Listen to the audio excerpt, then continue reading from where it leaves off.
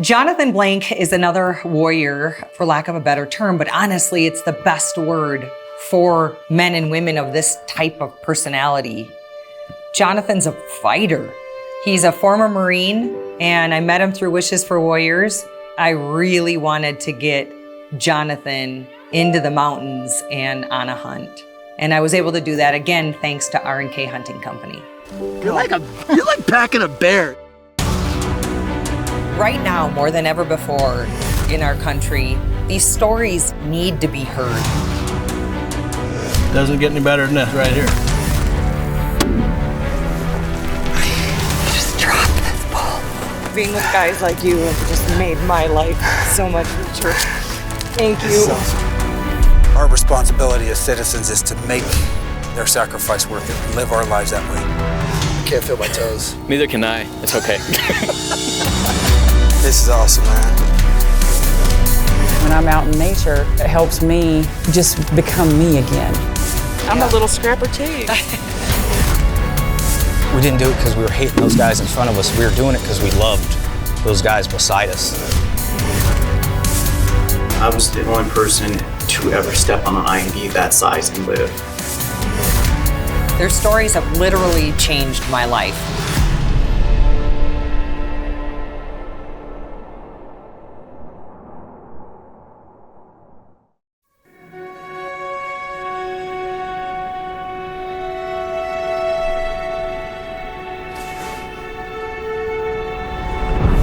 They say that with age comes maturity. I'm not so sure that's the case with me, but I do know one thing. In my life, how it's progressed, and the older that I've gotten, the gratitude that I have for my life seems to increase every year. And the moments that I look back on that mean the most to me and that have impacted my life more than anything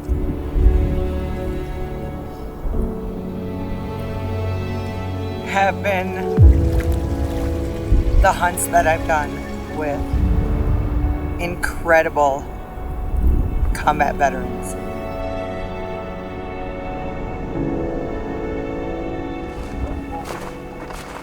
Welcome to the Winter Wonderland. Hey, gorgeous. Hi. Good to be here. How are you? Good. Yeah, lots of snow. I know. It's all this darn white stuff. I'm Jonathan Blank. I'm a former Staff Sergeant in the United States Marine Corps. I am a Force Reconnaissance Marine. I was with 1st Recon Battalion and 1st Force Reconnaissance Company. So since I was a little kid, when I could get up and run around with pop guns and camouflage and paint my face and do stuff like that, my twin brother and I always wanted to be in the military. Like, we wanted to do some sort of commando thing, or I don't know. We didn't really know what we were doing, but we always were just consuming like novels or books about people's experiences in other wars and conflicts. We're always like immersed in some war movie, and we just couldn't get enough of it as kids. Nice to meet you. Good to have you, brother. Jake. So growing up, we always felt that calling and figured we would serve in the military. But once the towers fell, things became a lot more serious, and we became a lot more focused and dedicated in deciding like where we would want to go or end up what branch we wanted to serve in. We ended up convincing 3 of our other friends to join the Marines with us, and we all ended up going to boot camp together as soon as we graduated high school, and that was a pretty unique and awesome experience. My twin and I were in the same platoon, and then our other friends were in the other platoons, and we were all in the same company. We were consumed by combat, watching it on TV every day. And we all knew that we couldn't just let like our countrymen go and fight without going and doing our own part. In the end, like, we all had pretty crazy experiences, and we all came back alive, so. And it's going to be an honor to hunt elk with you the next few days. I appreciate that. And I appreciate you and your service and sacrifice. And well, you're welcome. It's my pleasure. It was awesome. It was a great time. He's one of those guys who loved it. I hope we have a great time. Oh, you're going to hear some awesome stories. Since I've been coming to R&K Wyoming, which I believe this is my 5th year, I've always had Rick as a guide. They call him the bugling gypsy. He's just one of those guys that I don't know how anyone doesn't love him. Like, he's just got a good attitude all the time. He knows so much about elk. He knows the herds. He knows the terrain. He's funny and just one of the sweetest souls. We are going to head to the range, and even though Jonathan's already been to the range a bunch with the new 28 Nosler, now that we're up here, we're going to fling a couple down range and see what this Marine's made of. Right. Oh, I want a coyote hunt. And where's John Bear when we need him? There's coyote tracks right here. Yeah, I'm really grateful to Nosler that put this custom gun together for me. Really, really awesome. People at Nosler really support like their veterans, and that really showed and it came through with this gun. And I could tell that their staff like really cared, and they're really like really cool people and really pleasant to work with. And then Vortex even threw like one of their brand new scopes on this bad boy. Like, so I can't thank them enough for being so gracious and doing this for me and supporting this hunt. It's really, really awesome, really touching. All we gotta know is where they are. Isn't that Marine chick who says that? I met Jonathan through Wishes for Warriors, a foundation that I've worked a lot with in the last decade. Some of my greatest moments in the field aren't even when I'm notching my own tag, it's when I'm with these guys, especially guys who are amputees, just because the struggle's real. I mean, I forget how lucky I am that I have, you know, a working body that can, if I want to go climb that mountain, I'm going to go climb that mountain. And I knew that Jonathan was the perfect warrior for this kind of hunt. I feel like I'm not dressed warm enough. It's not that bad. You're from Wyoming. You're not that bad. It's not the same as everybody else. It's not that bad. It's always that bad here. So I went on a veterans hunt with Wishes for Warriors and Hunts for the Brave up in Idaho, bear hunting. It's my first bear hunt. And there I met the founder of Wishes for Warriors, Bam. And we instantly just hit it off. Like two Marines, like both been in combat, had a lot of the same experiences, very similar personalities. I mean, from there it was just a bromance. Like since then, like we've been on several hunts and had some great times. And I've really put Bam through some punishment over the years now. All right, boys and girls, today's the day. Yes. Bam came to me with a good time. He's like, you know, it's really tough, you know, blah, blah. And that was like the key word that just like sunk the hook. I was like, count me in, bro. Like, let's do this. Brian Marshall, otherwise known as Bam Bam. I don't know what else to say about him. He's crazy. I describe him to people as my brother. We have had literally my favorite moments in my life. He's typically by my side because we're on these types of veteran hunts. He founded Wishes for Warriors because he knew that getting these guys and gals into the field, not just the Mother Nature is healing aspect of the hunt, but the camaraderie, the brotherhood. These guys stayed in touch, they check in on each other all the time, and even though their life's been altered a little bit, it's one way to just really connect them, get them really getting back outdoors, and get back into the adventure. Back in the buggy, on to the next spot. There are tracks Get here. in, bro. There's tracks here, but Oh, were you doing an interview? yeah, it's all right. Sorry. That's why I don't have a TV show. So my deployment was to Helmand Province in Afghanistan. And then we ended up fighting in Sangin, which is in the northeastern corner of Helmand Province. And that's where I got injured. Like 4 days from ceasing combat operations and ripping out with the next reconnaissance battalion companies and going home. We got shot at pretty much every day. And we keep a pretty sharp eye on our surrounding areas and either gun down people that are trying to place IEDs or like report it with ISR and have column fire on it or something like that. But in this particular situation, to relieve the Marines trapped in the Sangin District Center, we inserted behind the forward line of enemy troops because the Taliban had actually ringed in 3-5 with like bunkers, like trenches, like IED fields and rings. And to relieve that pressure on those Marines, we inserted behind them and started clearing the Taliban out. As we were fighting and having like daily battles and dropping bombs like crazy in this valley, we started to encounter IEDs. I watched Todd Love, who's a Marine, reconnaissance Marine. I watched his patrol set out, and they went around a group of buildings, and suddenly there was a massive explosion, like dust and dirt everywhere. You know, someone triggered an ID. After seeing that, I didn't really get like freaked out, but I just had like a premonition, like a real feeling that this is gonna happen to me. And it wasn't like a panic or anything like that. It was just like, I just knew. It was really weird. And I've read tons of books and stories about combat and guys like having premonitions about their deaths or something bad or this and that. And it's like, it always comes true. It's so weird. I like had a little moment to myself where I did like some good exercises and like committed it to memory, what it felt like to be like a certain height and stand and be alive and feel my legs and wiggle my toes and what they look like and felt like. And I guess I kind of just said goodbye to it because I felt like it was going to happen. So I just kind of remembered what it felt like to be in one piece for a while. After, I don't know if well-deserved is the right terminology, but a well-deserved nap. We are heading back out. It's beautiful right now. It's warmed up. You can still see your breath in the air, but it's probably in the mid 30s, maybe 40. Beautiful out. Hopefully tonight's the night. Ready for this? Yeah. Guys, it's a beautiful day. For some reason, I got a feeling elk will be moving early today. I just hope they'll be in the area we are. Yeah. Yeah, let's hope so.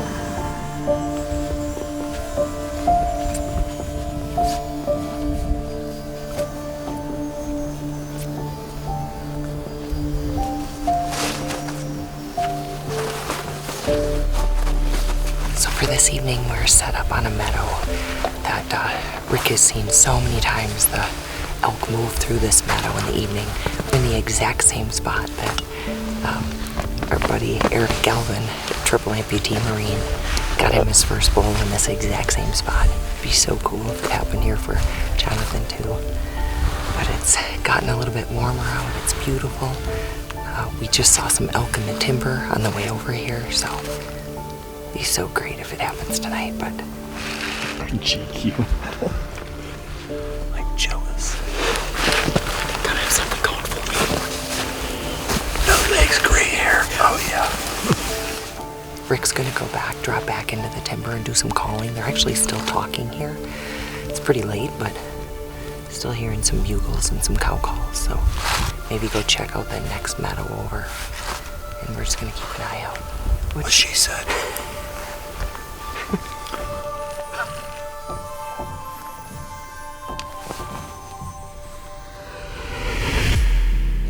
We had this mission. We were going to confirm or deny the presence of an ID making facility or like a drug refinement facility where they take the black tar heroin and then they refine it to another product where they can then ship it out to Pakistan and China and other places, and that's how the Taliban funds all their weapons and munitions, everything. To get there and get eyes on this facility, like we knew that we had to occupy like this particular plateau. It was a key piece of terrain that oversaw the whole valley. We knew it and they knew it. It's pretty obvious. We found out pretty quickly that it was abandoned.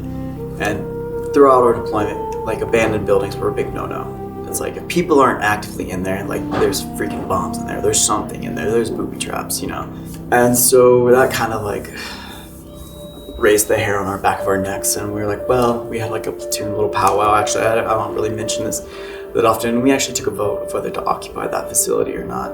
Based on the circumstances, it was like the most defensible position. So even like immediately after breaching it, we initiated an IED blast. Like there was like a little like filament, like a fishing line, almost like just like an inch above the ground that no one could see in the dark. And that triggered like 2 mortars that were rigged together. And they exploded, but they didn't fully detonate. So it threw one of our guys into the wall. There wasn't any fragmentation. So we ended up clearing like a path, and we weren't supposed to walk anywhere off this path. But going down into it, there was like a chain of IEDs, and they found those and, disarmed them and took them apart. But everybody was pretty like on edge. So we dug a loophole in the wall to, facilitate our observation. We ended up watching some Indian combatants, like the Taliban members or whatever.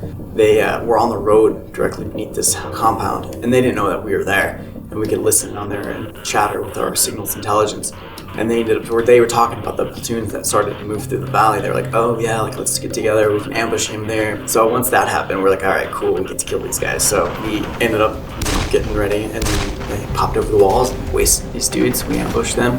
There's a picture taken like maybe a minute before the IED blast happened, where I'm standing at the loophole with 2 of my buddies that also got fragged. And then there's a guy taking a picture, my buddy Duncan Schuler. He has a sniper rifle that we just like shot their mopeds with and blew them up. Either the guy taking the picture or Duncan are standing on this IED, and then we're like right behind them. So they took that picture and then stepped away, and then I started walking towards them because one of my buddies asked me to throw a sandbag up on a roof. So I turned and started walking towards them, and then my 2 other friends started to walk away, and then it just went off. Like the whole world just went white, and next thing you know, I'm on the ground, coming to, like waking up out of like a dream, And as I'm doing that, I'm trying to get up and I feel like this change, like I'm trying to get up and I'm on my back like a freaking turtle, trying to get up and I can't. And the reason I can't is because my legs aren't there to counterbalance like me doing like a crunch and pulling myself up, like they're gone. And as soon as that happened, like I was like, when I stepped on IED, like I'm in serious trouble, like my legs are gone. The guys were starting to come to, one of my buddies was screaming, and like we're in this massive dust cloud, we can't even see like 2-3 feet. I didn't know this, but they're just, my whole face is covered in blood and dirt, and my eyes are packed full of like dirt and sand, and so I ended up like rolling over and just feeling this immense like rage, like just so mad. And then my friends came and found me, picked me up, hauled me up to the spot, and immediately started working on me. They were trying to put tourniquets on what was left of my legs. They did all their life-saving procedures, and I was just talking with them, making jokes, like trying to keep my cool. And I know that, like, you know, fear breeds fear, and I wasn't gonna like panic or cry or show pain. Like I wanted to show like strength and resilience, and I didn't want that to spread to my friends, and I wanted to like leave something to be remembered by. So I kept my cool and did that until the helicopter came. Nobody expected it. Everybody had walked around it. Everybody's thinking like any step we take, like another bomb could go off. So and this could be it. Like they saw like what rough shape I was in. They didn't know I was gonna live or not. And so as the helicopter came in, it like as it flared to land, it just like we had a complete brownout. And so we all got out together, and the Taliban tried to shoot me down. There's like military thing like small arms fire. My buddy John Nelson says that he machine gunned a couple like RPG positions because they were shooting RPGs like left and right from us. And as we took off, like my friends tell me I remember like staring up at like a pen light with this flight nurse. I feel the helicopter lift off and then like drop and like speed as there's train flying. And I remember just like them cutting off my clothes, and next thing you know, like I'm out of it. Bam, got a text from Ted. He was hunting with a bunch of Navy guys over on a different piece of the property, and he said, "We've got a bull all by itself, bedded on the hillside, not going anywhere. Get your butts over here." So we can approach quietly. It's gonna take us a while to get there. It's more than 20 minutes. It's about an hour. It is an hour? But if it wasn't a 6-point bull, I'd be like, eh. But he says it's a nice 6-point bull, so that's worth going after. Suddenly, Rally Rick comes to life, and we're just bombing down these roads, like drifting in an ATV. Jan is kind of going into mother bear mode of like, oh crap, like slow down, wait for this, slow down. Vehicle swap. I'm getting excited because I'm kind of enjoying this little adrenaline sport here. He just has this thing pegged, just bombing down these little trails and country roads. And to this point where we can get eyes on this hill. He talks us on, and everybody pulls out their binos, and sure enough, there's this bad boy just chilling there. He's bedded in the shadows right below it. Yeah. I can see him with my naked eye right here. That's what we're here for. We're like, okay, sweet. What we gotta do is we gotta drive down into this valley, get behind this hillside, get up to this hill. Like we ranged it from our spot, and we figured out that the shot from this hilltop would be 300 yards to that bull. I was in the hospital for a long time. My initial surgery, I guess, that life-saving procedure that stabilized me, they said something like 8 to 9 hours. They said I had 75 units of blood put through me. They ran out. And then they had British soldiers lining up at my hospital bed, like pumping blood directly from them to me. Like it was nuts. Like they wouldn't give up on me, but it was like touch and go for a while. Apparently my heart stopped like 3 times or something like that. Something crazy. That was a nightmare. Waking up and then looking down, I have like a massive scar that goes from my pubic bone up to my sternum with a row of nice new staples where they had to pull everything out, do a bunch of different stuff. Like they clamped off my femoral arteries and rolled them up into my abdomen. There was like 3 days in Germany, and then they medevaced me, and I stopped breathing on the medevac flight, so they did an emergency landing in Cambridge, England, and I spent a week there before they medevaced me back to Germany. And that was its own little hell in England. Like they thought I was gonna die. They had read me my last rites, like telling people don't get attached to him. I had like the whole Marine Command came and visited me in the hospital. And later on, the colonel that was in charge of the embassy like contacted my parents and said that I was the only person to ever step on an IED that size and live. I think the only thing that saved me from being completely obliterated was the fact they dug it so deep to hide it from us. I for sure attribute my lifestyle now to what I did in the Marine Corps, like my drive to be a reconnaissance Marine and all the crazy stuff that we did and went through. And I think loving that lifestyle and embracing it like goes hand in hand with this. I mean, he's not gonna, I don't think, the wind shouldn't go at him. It should, Okay, perfect. we should have a crosswind. And once again, Rally Rick showed his incredible skills. Pretty bumpy ride to get there.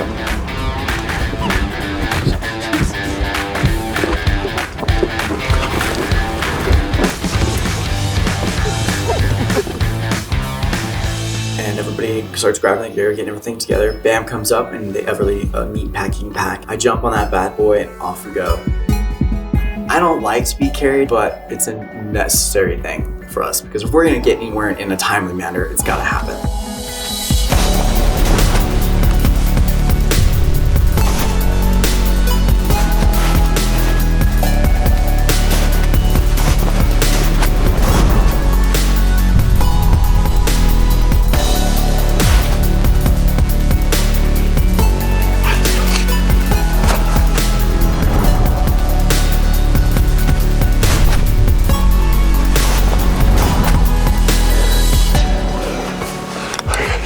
Breath right here because we're close to the top.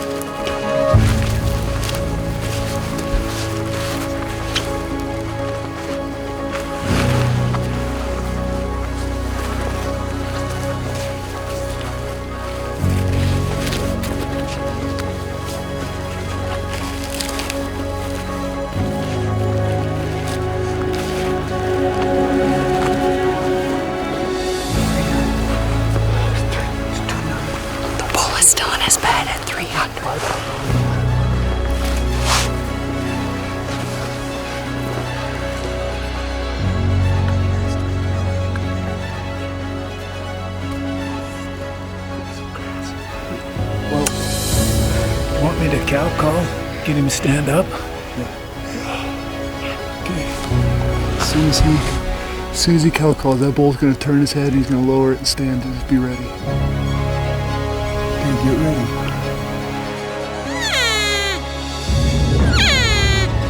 Alright, he's looking.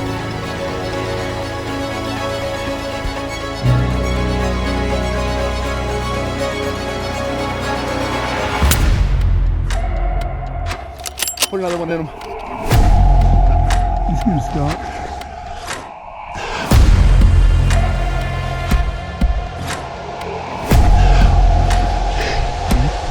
Yep, go ahead. All right, sit hard. Just hold on. Just wait. He's going down. He's down. He's down. Yeah. Oh. Pull down, baby. That is a good, solid pull. I'm so excited. He's beautiful. That is a solid pull. Good shooting, bud. Right, dude. You are a beast. Oh my gosh. Once the bull was down, it was so fun. We had Ted and his hunters come on over, and they were a lot of help. It's a big team to make this kind of hunt all come together. Okay. All right. You're like packing a bear. I may not look it, but I still weigh like 130 pounds. Like I'm not a fat kid, but I definitely got some solid muscle on me. And I remember back to my time in the Marines, like going up hills like that, what it feels like to have that kind of weight. I think one of my heaviest packs with ammo and like a bunch of tons, it was like 120 pounds. That's brutal. It's like back-breaking work. Gotta figure out the easiest What's way the game plan, bud? If I don't have to go up, like I'm totally cool with that. And I felt really like fortunate that my buddy is strong enough mentally and physically to do that for me. I'm just gonna tell you now, if we go down, I'm sacrificing you. Okay. Rock and roll, bud. Good plan. Good plan. Sounds like a solid plan. Sounds like I'm failing.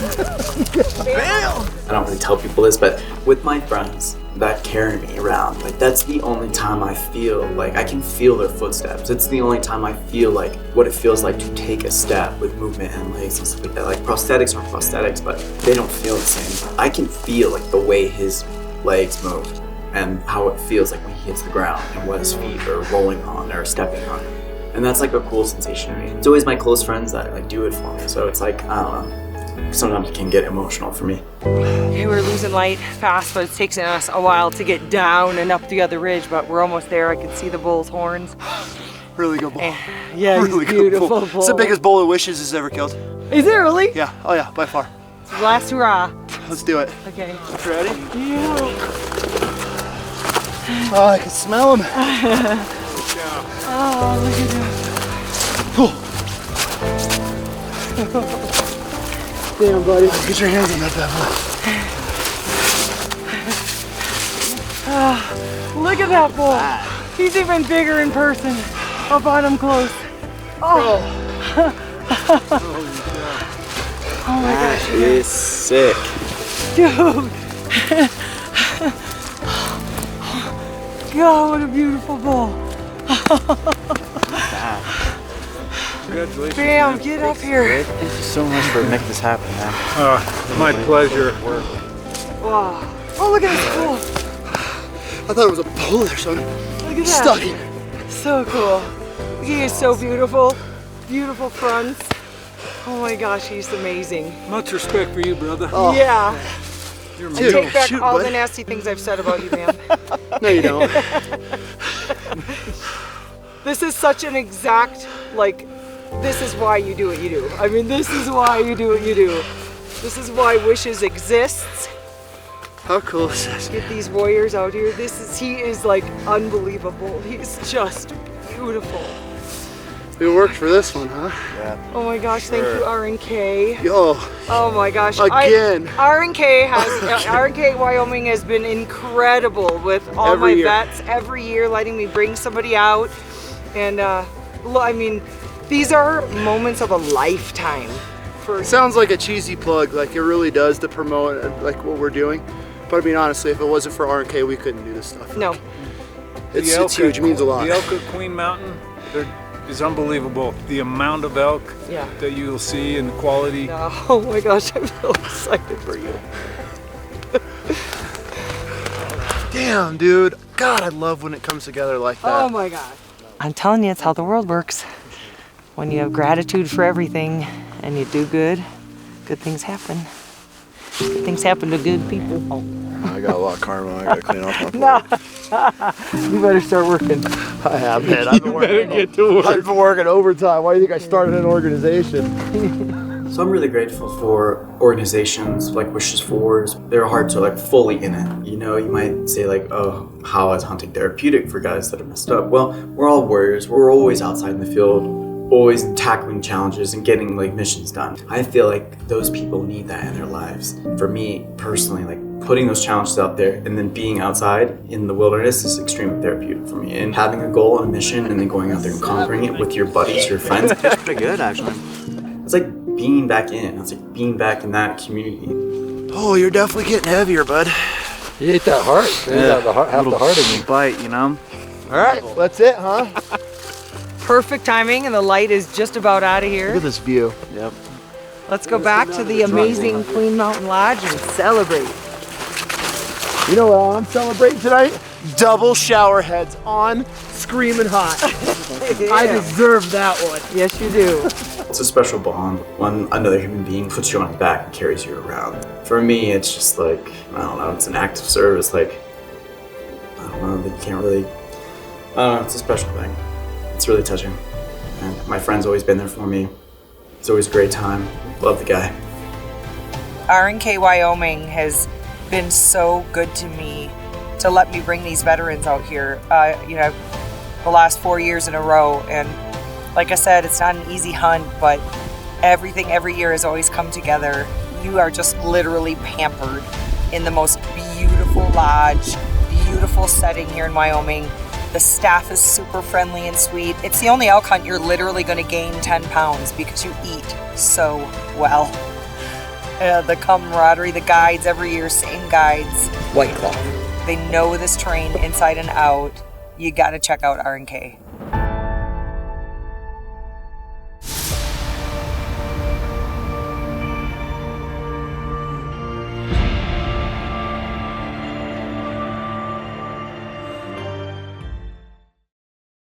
I'm not gonna lie. The whole entire time I was like, if this son of a gun misses his bull. No way. I wouldn't let the team down.